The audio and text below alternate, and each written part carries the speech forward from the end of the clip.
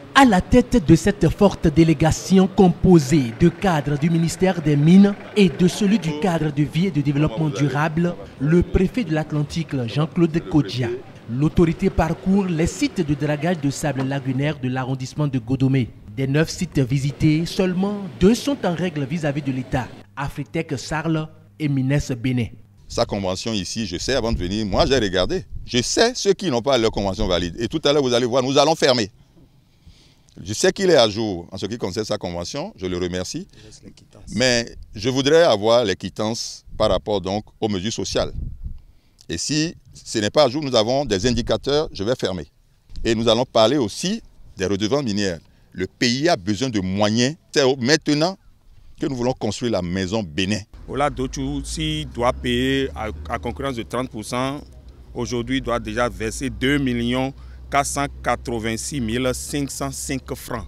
Donc s'il a la quittance qui nous démontre qu'il a déjà payé 2 millions dans la caisse à Orabank pour la mesure sociale, l'indemnisation, là nous allons vérifier cette quittance. C'est vrai que vous êtes en cessation d'activité, mais vous serez obligé de vous conformer à ces obligations avant, même si vous finissez la réparation avant de travailler ici. Quant à certains promoteurs indélicats qui ne respectent pas leur cahier de charge, l'autorité préfectorale a procédé purement et simplement à la fermeture de leur site en attendant la régularisation de leur situation. Il n'est pas à jour par rapport aux mesures sociales. On n'a pas respecté l'une des conditionnalités pour poursuivre l'opération. Nous allons fermer le site.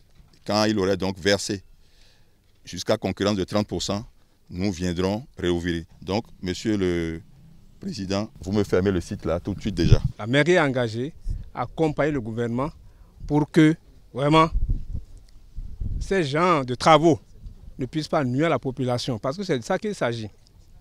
Nous voulons que nos populations vivent en paix. Et quand les sociétés de dragage s'installent, ils n'ont qu'à respecter le cahier de charge, respecter le contrat. Toute entreprise qui travaille doit pouvoir faire des efforts pour payer les dues à l'État.